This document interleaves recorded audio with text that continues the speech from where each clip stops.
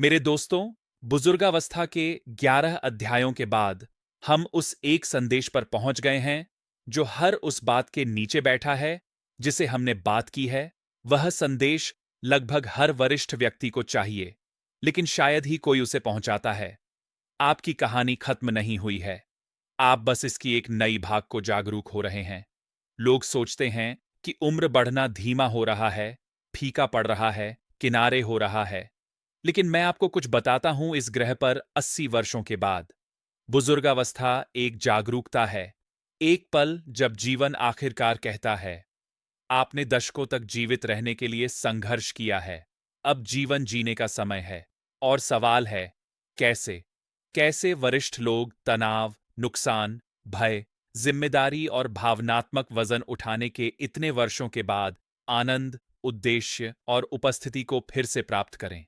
Acronym: जागरूकता तब शुरू होती है जब आप महसूस करते हैं कि आपका मन पुराने प्रोग्रामिंग पर चल रहा है। हमने जो भी बात की है, अवचेतन पैटर्न, विचार मग्नता, भावनात्मक थकान, घाव का ऊतक, अकेलापन, पहचान का भटकाव, सभी का स्रोत एक ही बात है। आपका मन दशकों से वही भावनात्मक आदतें दोहरा रहा है। यह इसलिए नहीं कि आपने उन्हें चुना, बल्कि क्योंकि जीवन ने आपको उनमें डाल दिया। जागरूकता तब शुरू होती है जब आप कहते हैं, मुझे अब भावनात्मक रूप से ऑटो पायलट पर जीने की जरूरत नहीं है। और वह एक वाक्य सब कुछ बदल देता है। क्योंकि एक बार जब आप जानते हैं कि आप अपनी भावनात्मक आदतों को बदल सकते हैं, तो आप जीवन पर प्रतिक्रिया नहीं दे रहे हैं, आप इसे आकार दे रहे हैं। 2. वरिष्ठ अपने मानसिक बोझ को हल्का करके खुशी पुनः प्राप्त करते हैं, न कि गतिविधियों को जोड़कर।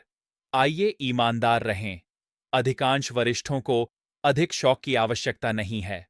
उन्हें व्यस्त कार्यक्रम की आवश्यकता नहीं है। उन्हें अधिक शेड्यूल की आवश्यकता नहीं है।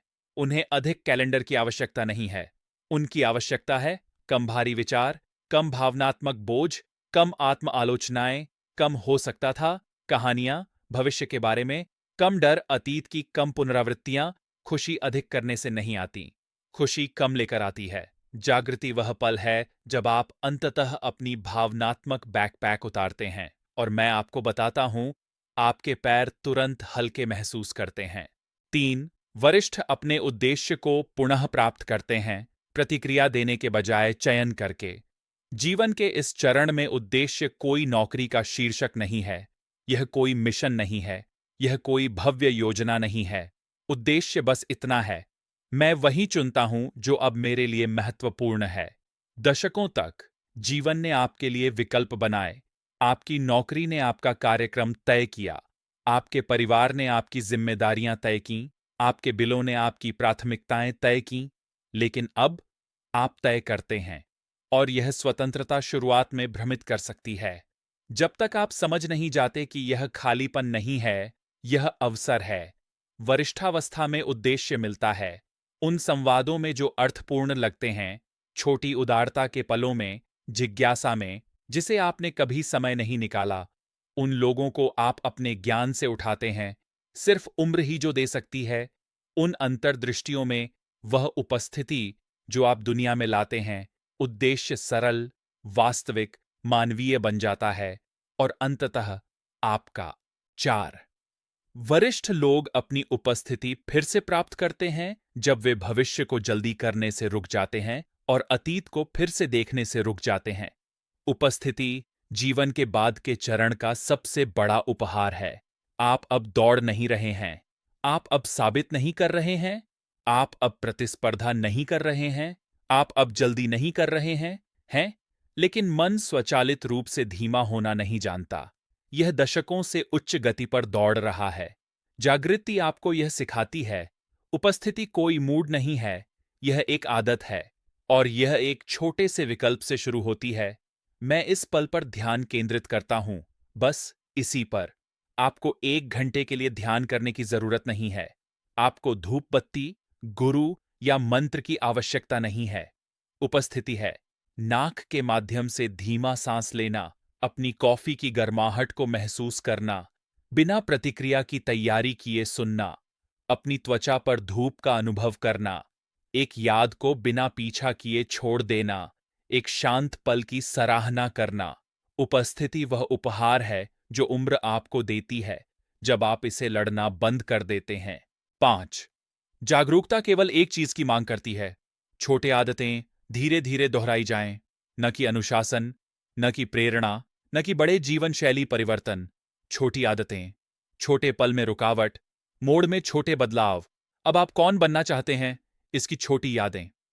उदाहरण, प्रतिक्रिया से पहले एक सांस, रुमिनेशन को तोड़ने के लिए एक वाक्य, सुबह में एक आधारभूत पल, प्रत्येक सप्ताह देखने के लिए एक छोटी योजना, एक दयालुता का कार्य जो आपका मनोबल बढ़ाए, कुछ भारी छोड़ने का एक निर्णय। छोटी आदतें शक्तिशाली नहीं लगतीं जब तक आप महसूस न करें कि वे पूरे भावनात्मक तंत्र को फिर से बनाती हैं। आपका अवचेतन बदलता है, आपकी निशान ऊतक मुलायम हो जाती है, आपकी चिढ़ की प्रतिक्रिया शांत हो जाती है, आपकी पहचान का विस्तार होता है, आपकी एकाकीपन कम हो जाती है, आपकी आशा लौट आती है। जागरूकता एक छोटी आदत से होती है, लेकिन ये आदतें एक पूरी नई भावनात्मक जिंदगी बनाती हैं। 6. यहां वह सच्चाई है जिसे वरिष्ठ लोग लगभग कभी नहीं सुनते, लेकिन सुनना जरूरी है। आप अभी पूरा नहीं हुए हैं, आप मुरझाए नहीं हैं, आप अप्रासंगिक नहीं हैं, आप बदलाव करने के लिए बहुत बूढ़े नहीं हैं, आप खुशी से परे नहीं हैं, आप उद्देश्य से परे नहीं हैं, आप उपस्थिति से परे नहीं हैं, आपका मन अभी भी सक्षम है, आपका हृदय अभी भी खुला है, आपकी आत्मा अभी भी भूखी है, और आपकी कहानी, वह जो वास्तव में मायने रखती है, शायद अभी शुरू हो रही है।